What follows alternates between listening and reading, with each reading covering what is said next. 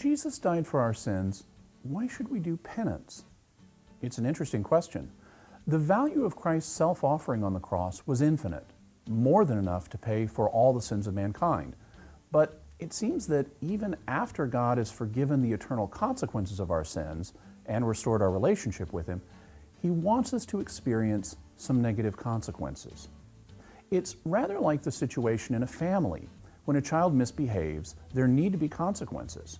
If parents simply told the child that he's forgiven and never applied any discipline, then the child would never learn his lesson. That's why children often hear their parents say things like, "It's okay, I forgive you, but you're still grounded for a week."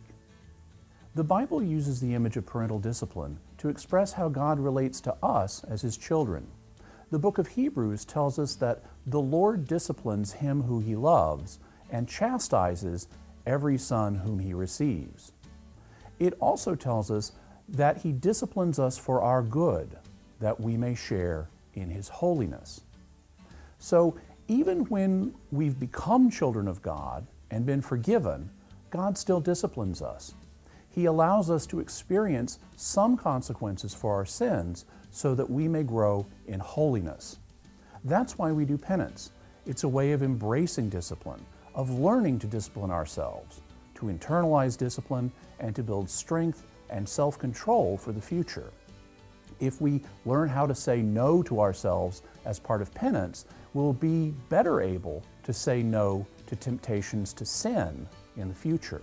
The idea that Christians shouldn't do penance because Christ died for their sins is not found in the Bible. In fact, Christ Himself expected us to do penance.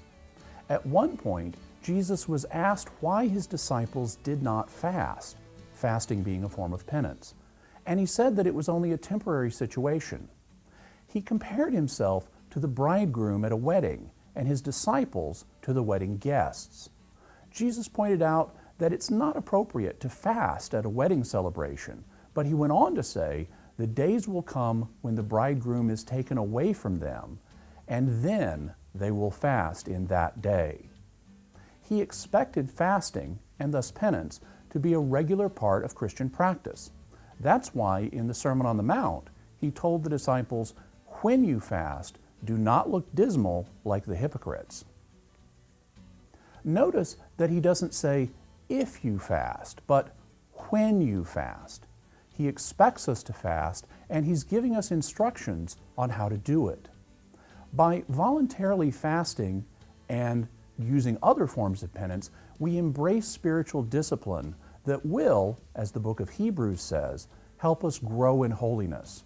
And that's one of the reasons why, even though Christ died for us, we still do penance. If you like the information I've presented here, you should get my book, The Drama of Salvation. It provides more information about this and many other aspects of salvation, a subject that affects where you and I will spend eternity.